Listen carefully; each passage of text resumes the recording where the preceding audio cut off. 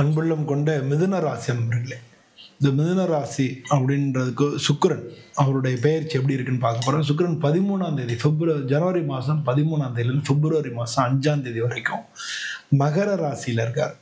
இந்த மகர ராசியில சுக்கிரன் வர்றது மிதுன ராசிக்கு எந்த விதமான பலன்களை கொடுக்கணும் தான் இந்த பதிவில் பார்க்க போறோம். இப்போ பொதுவாக 8ஆம் பாவம் அந்த இடத்துக்கு தான் சுக்கிரன் வரார். உங்க ராசிக்கு 8வது பாவத்துக்கு சுக்கிரன் வரார். இந்த 8வது பாவம் அப்படின்றது எதெல்லாம் குறிக்கும்? திடீர் மாற்றங்களை குறிக்கும். அதே மாதிரி மறைமுகமாக வரக்கூடிய லாபங்கள், கமிஷன், இன்சென்டிவ், இது மாதிரியான போனஸ், இந்த மாதிரியான விஷயங்கள் மறைமுக லாபங்கள் அப்படின்னு நம்ம சொல்லுவோம். இந்த மறைமுக லாபங்களையும் 8ஆம் இடம் தான் குறிக்கும்.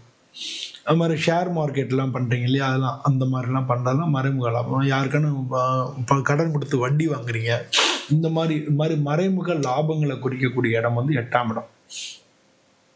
அது மாதிரி உங்களுடைய கடன் வரி கட்டுறது, இந்த மாதிரியான விஷயங்களை பற்றி, அதில் வந்து நல்லது கிடைக்குமா, இல்லை கடன் பிரச்சனையாக இருக்கா, இல்லை கடன் நீங்கள் வந்து கொடுத்தது வருமா வராதா, இது மாதிரியான விஷயங்கள் தெரிஞ்சுக்கிறதுக்கு, வரி கட்டுறதுல பிரச்சனை வருமா அப்படின்னு தெரிஞ்சுக்க, இதெல்லாம் வந்து 8ஆம் இடம் தான் உங்களுக்கு குறிக்காட்டும். அது மாதிரி வந்து உங்களுக்கு நீங்கள் மாற்றங்கள், திடீர் மாற்றங்கள், வாழ்க்கையோட பாதையே மாறுது இல்லையா. இப்போ ஒரு சில பேர் ஒரு வேலை பார்த்துட்டு இருப்பாங்க, அதுக்கு சம்பந்தம் இல்லாத விஷயத்துல இன்னொரு இதில் மாறி அதில் நல்லா இருப்பாங்க, நல்லா ஆயிடுவாங்க. ஸோ இந்த மாதிரி ஒரு டிரான்ஸ்ஃபர்மேஷன் வருது இல்லையா, வாழ்க்கையோட பாதையை மாற்றக்கூடிய ஒரு விஷயங்கள் எல்லாம் அந்த 8ஆம் பாவம் தான் குறிக்கிறது. அதனால வந்து இந்த இது வந்து உங்களுக்கு ஒரு சேஞ்ச் ஏற்படுத்தக்கூடிய, ஏதாவது சேஞ்சஸ் ஏற்படக்கூடிய ஒரு காலகட்டம்னு நீங்கள் எடுத்துக்கணும். இந்த 8ஆம் பாவத்தில் சுக்கிரன் வர்றதுனால, இந்த 8ஆம் பாவம்ன்றதை பற்றி சொன்னேன், அங்கே சுக்கிரன் வர்றதுனால என்ன விதமான பலன் கிடைக்கும் அப்படின்னா, நல்ல ஒரு சுகவாசியான வாழ்க்கையை கொடுக்கும். அது மாதிரி பணம் சம்பந்தப்பட்ட விஷயங்களுக்கு வந்து மறைமுக வருமானம் அது கொடுக்கும். அது மாதிரி உறவினர்கள் இருக்காங்களா, அவங்க கூட பிரச்சனையோ இல்லை நல்லதோ அதை பற்றி கொடுக்கும். நல்ல லக்ஸுரியஸாக ஆடம்பர பொருட்கள் வாங்குறதையோ, ஆடம்பரமாக நம்ம இருக்கிறதையோ அதெல்லாம் குறிக்கும். இந்த 8ஆம் பாவத்தில் சுக்கிரன் வர்றதுனால திடீர்னு உங்களுக்கு பணம், இப்போ வந்து 8ஆம் பாவத்துக்கு சுக்கிரன் என்ன அப்படின்றத பார்த்தோம். 8ஆம் பாவத்துக்கு சுக்கிரன் வர்றதுனால என்ன பலன் அப்படின்னா, திடீர்னு பணம் வரலாம். உங்களுடைய இன்லாஸ் இருக்காங்க இல்லையா, மச்சினை, அது மாதிரி அது மாதிரி மாமா மச்சினை, அந்த உறவுகள், அத்தை மாமா, இந்த உறவுகள் மூலமாக உங்களுக்கு ஆதரவு கிடைக்கும். இன்சூரன்ஸு, லோனு, இந்த மாதிரியான விஷயங்களை செட்டில்மெண்ட் பண்ணுறதுக்கான வாய்ப்புகள் நிறையா இருக்குது. உங்கள்கிட்ட இருந்த மறைஞ்சிருந்த திறமைகள் வந்து திடீர்னு வெளிப்படக்கூடிய வாய்ப்புகள், திடீர் ஐடியாஸ், திடீர் யோசனைகள், இதெல்லாம் வந்து உங்களுக்கு ஒரு நல்ல பலன் கொடுக்கும். சுக்கிரன் வந்து 8ஆம் இடத்துக்கு வர்றதுனால உங்களுக்கு இந்த மாதிரியான பலன்கள் கிடைக்கும். ஆனால் என்ன அப்படின்னா, ஒரு ரகசியமான உறவு வச்சிருக்கிறவங்க ஜாக்கிரதையாக இருக்கணும். ஃபினான்ஷியலாக ரிஸ்க் எடுக்கக்கூடாது. இதில் ரெண்டுலையும் நீங்கள் கவனமாக இருக்க வேண்டியது அவசியமாக இருக்குது. இந்த சுக்கிரன் கூட வந்து சூரியன் சேர்ந்துடுறாரு. சூரியன் எதை பற்றி குறிப்பார்? கவர்மெண்ட்டு, டேக்ஸு ரீஃபண்ட் வர்றது, லீகல் செட்டில்மெண்ட்டை குறிக்கிறது, ரிசர்ச் சக்ஸஸ் கொடுக்கறது, இதெல்லாம் வந்து சுக்கிரன் கூட சூரியன் சேர்றதுனால உங்களுக்கு கிடைக்கும். கவர்மெண்ட்லேருந்து வர வேண்டிய பணங்கள் இருந்ததுன்னா அதெல்லாம் உங்களுக்கு கிடைக்கும். டேக்ஸு ரீஃபண்ட் வராங்க வருது இல்லையா, அது மாதிரியான பலன்கள் கிடைக்கும். லீகலாக இருக்கக்கூடிய பிரச்சனைகள் இருந்தால் அதெல்லாம் செட்டில் ஆகும். லீகல் செட்டில்மெண்ட் உங்களுக்கு கிடைக்கும். நீங்கள் ரிசர்ச் அது மாதிரியான ஃபீல்டில் இருந்தீங்கன்னா அது வந்து சக்ஸஸ் ஆகிறதுக்கான வாய்ப்புகள் நிறையா இருக்குது. என்ன சூரியன் சேர்னா ஈகோ கிளாஷ் இருந்ததுன்னா அதை நீங்கள் தவிர்த்துக்கணும். நமக்கு வந்து அதிகாரம் கிடைக்காம போயிருமோ அப்படின்ற ஒரு பயம் வரலாம். பொதுவாக வந்து நீங்கள் ஈகோலாம் இல்லாமல் அமைதியாக நடந்தாலே தன்னாலே உங்களுக்கு அந்த பலன் கிடைக்கும். அது மட்டும் இல்லாமல் அதுக்கு அடுத்து வந்து என்னென்னா, 15ஆம் தேதி அன்னைக்கு சுக்கிரன் கூட சூரியன் சேர்ந்துறாரு. அதுக்கடுத்து செவ்வாய் வந்துடுறாரு. செவ்வாய் வந்து அந்த வீட்டில் வந்து உச்சமாக இருக்கார். ஸோ அந்த உச்ச செவ்வாய் வந்து உங்களுக்கு 8வது வீட்டில் வர்றதுனால என்ன பலன் அப்படின்னா, உங்களுக்கு வந்து ஏதாவது ஆப்ரேஷன் நடக்கிறதுக்கு, மிதுன ராசிக்காரங்களுக்கு ஆப்ரேஷன் நடக்கிறதுக்கு, மெடிக்கல் ட்ரீட்மெண்ட் இதெல்லாம் நடக்கிறதுக்கு வாய்ப்புகள் இருக்குது. ஆனால் சக்ஸஸ் ஆகும் அப்படின்றது புரிஞ்சுங்க. நீங்கள் ஏற்கனவே உடம்புல இருந்த விஷயங்களுக்கான பிரச்சனைகள் வரலாம்.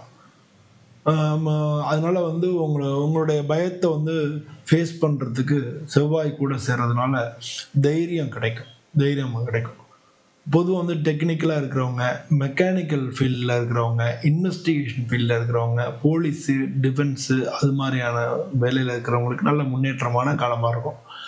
பொதுவாக கோபத்தையும் ஆக்சிடென்ட் எதாவது நடக்கிறதையும் நீங்கள் ஜாக்கிரதையாக இருக்கணும். இதுக்கெல்லாம் வாய்ப்புகள் நிறையா இருக்குது. ஏன்னா 8ல் வந்து செவ்வாய் சுக்கிரனோட சேருது அப்படிங்கிறத புரிஞ்சுக்கணும். செவ்வாய் ரத்தத்துக்கு அதிபதி. அதுக்கடுத்து வந்து உங்களுக்கு பார்த்தீங்கன்னா 17ஆம் தேதி சூரியன் சுக்கிரனோட சூரியன் சேர்ந்தது, செவ்வாய் சேர்ந்தது, அதுக்கடுத்து புதன் வந்து சேர்ந்தது. புதன் வந்து அதுவும் 8வது வீட்டுக்கு சேர்ந்தது. உங்க ராசியாதிபதினு சொல்லலாம். உங்க ராசியாதிபதி 8ல சுக்கிரனோட சேர்றதுனால பொதுவாக வந்து ரிசர்ச், ஸ்ட்ராட்டஜி, மாதிரி ரகசிய பிளான் போடுறது, இந்த மாதிரியான விஷயங்கள் எல்லாமே இப்போ நடக்கும். ஒரு ஸ்ட்ராட்டஜிஸ்ட்னு சொல்லுவாங்க இல்லையா, ஒரு திட்டம் போடுறது, ஒரு ரிசர்ச்சில் இருக்கிறவங்க அவங்களுக்கு நல்லாயிருக்கும். பொதுவாக வந்து எக்ஸாம் அட்டன் பண்ணுறதுல ஜெயிக்கலாம், இன்டர்வியூ அட்டன் பண்ணுறதுல ஜெயிப்பு கிடைக்கும். காம்படிட்டிவ் ப்ரிப்பரேஷன் வந்து ரொம்ப நல்லாயிருக்கும். இதெல்லாம் வந்து எப்போ எதிர்பாராமல் சக்ஸஸ் கிடைக்கக்கூடிய வாய்ப்புகள்லாம் இதில் அதிகம். அதிகமாக திங்க் பண்ண ஓவர் திங்கிங் இருக்குல்ல, அதுவும் வந்து ஃபியர்னால வர்றது. ஸோ ஃபியரை ஓவர் கம் பண்ணிடுங்க. ஆனால் ஓவர் திங்கிங் வந்து வேண்டாம் அந்த காலகட்டத்தில். இதுக்கு அடுத்து பார்த்தோம் அப்படின்னோம்னா இதெல்லாம் அந்த 4 கிரகம் இங்கே வந்துடுது. கும்பத்தில் வந்து ராகு இருக்கார், அதாவது சுக்கிரனுக்கு 2வது வீடு. கும்பத்தில் ராகு இருக்கனால திடீர் அதிர்ஷ்டங்கள் கிடைக்கும். உங்களுக்கு வந்து கும்ப ராசி வந்து 9வது வீடாக இருக்குது. ஆனால் 9ல் வந்து கும்ப ராகு இருக்கனால திடீர்னு எதிர்பாராத அதிர்ஷ்டம் கிடைக்கும். வெளிநாடு போகிறதுக்கான வாய்ப்புகள் நிறையா இருக்குது. வெளிநாடு ட்ராவல் பண்ணுறதுக்கான வாய்ப்புகள் நிறையா இருக்குது. ஆன்லைனில் வந்து நீங்கள் நல்லபடியாக ஆன்லைன் தொடர்பில் இருந்தீங்க, ஆன்லைனில் இருக்கிற வேலை பார்க்குறவங்களுக்கு நல்லாயிருக்கும். டிஜிட்டல் அதில் வந்து லேர்னிங்கில் இருக்கிறவங்களுக்கும் நல்லாயிருக்கும். எதையும் வந்து கண்மூடித்தனமாக நம்பாதீங்க. இந்த காலகட்டத்தில் கண்மூடித்தனம் நம்புறது, அது மாதிரி தவறான அறிவுரைகளை வந்து உங்களுக்கு கிடைக்கிறதுக்கான வாய்ப்பு இருக்குது. அதனால் அறிவுரைகளை இது பண்ணுறதுக்கு முன்னாடி கண்மூடித்தனமாக நம்பாமல் யோசித்து செயல்பட்டீங்கன்னா எல்லாத்தையும் ஒரு தடவை வெரிஃபை பண்ணிக்கங்க. ஆன்லைன்லேயும் நம்ம ஏமாந்துறதுக்கு வாய்ப்பு இருக்குது. அதனால் வந்து இதெல்லாம் 1க்கு 2 தடவை வெரிஃபை பண்ணிக்கிறது ரொம்ப ரொம்ப நல்லது. அது மட்டும் இல்லை, உங்களுக்கு 3வது வீட்டில் கேது இருக்கார், சிம்மத்தில் வந்து கேது இருக்கார். இது வந்து என்ன அப்படின்னா உங்களுடைய கூட பிறந்தவங்களோட கொஞ்சம் வாக்குவாதங்களோ இல்லை அவங்களோட ஒரு மன கருத்து வேறுபாடுகள் வர்றதுக்கான வாய்ப்பு இருக்குது. கம்யூனிகேஷன் கேப் ஏற்படலாம். நீங்கள் பேச்சுவார்த்தை இல்லாமல் இருக்கலாம். இந்த மாதிரி கம்யூனிகேஷன் கேப் ஏற்படலாம். நீங்கள் வந்து சொல்லாமல் இருந்ததுனாலேயே பிரச்சனை வந்துடலாம். அது மாதிரிலாம் பார்த்துக்கலாம். அது மாதிரி வந்து கேது இருக்கிறதுனால ஒரு பயப்படாத ஒரு தன்மை திடீர்னு வரும். ரைட்டிங்கில் இருக்கிறவங்க, கண்டென்ட் கிரியேஷனில் இருக்கிறவங்க, யூடியூப், அதுவும் வந்து வாய்ஸ் ஓவரில் இருக்கிறவங்களுக்கெல்லாம் இந்த காலகட்டம் வந்து ரொம்ப ரொம்ப நல்லா இருக்குது அப்படின்னு சொல்லலாம். அது மாதிரி வந்து மீனத்தில் வந்து சனி பகவான் இருக்கார். உங்கள் ராசிக்கு வந்து தொழில் ஸ்தானத்தில் 10வது வீடு, அங்கே சனி இருக்கார். அதனால் வந்து உங்களுடைய ரெஸ்பான்சிபிலிட்டி கூடும். வேலையில் பொறுப்புகள் வந்து அதிகரிக்கும். ஒர்க் ப்ரெஷர் இருக்கும். வேலையில் வந்து ஒரு பணி சுமை, நிறைய ஒர்க் ப்ரெஷர் இருக்கும். இந்த முடிக்கணும் அப்படின்ற மாதிரி திரும்ப கூட நேரம் இருக்காது. ஆனால் வந்து லாங் டேர்மில் பார்த்தோம்னா நல்ல ஒரு ஸ்டேபிளாக தான் இருக்கும். உங்களை நீங்களே வந்து அது மாதிரி வந்து இது மாதிரியான விஷயங்களை நீங்களே உங்களை சரி பண்ணிக்கணும்.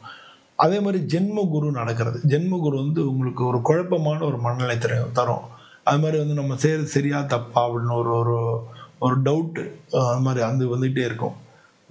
ஹெல்த்தில் வந்து அடிக்கடி ஒரு நல்லா இருக்க மாதிரி இருக்கும். திடீர்னு சரியில்லையோ, வயிறு சரியில்லையோ, இல்லை தலை சரியில்லையோ அப்படின்னு ஒரு ஃபீலிங் வரும். உடல்நிலையில் வந்து அடிக்கடி சின்ன சின்ன பாதிப்புகள் வரும். அது மாதிரி வந்து ஒரு உங்களுடைய தன்னம்பிக்கை கொஞ்சம் குறையிறதுக்கும் வாய்ப்பு இருக்குது. ஏன்னா குரு வக்ரமாக இருக்கார். தன்னம்பிக்கை குறையிறதுக்கும் வாய்ப்புகள் நிறையா இருக்குது. இந்த காலகட்டத்தில் கொஞ்சம் டிசிப்ளினாக இருக்கணும். நமக்கு வந்து தூங்குறதுலையும் சரி, சாப்பிட்றதுலையும் சரி, நீங்கள் நமக்கு உதவாத விஷயங்கள் நம்ம செய்யக்கூடாது. டிசிப்ளினாக இருக்கணும்.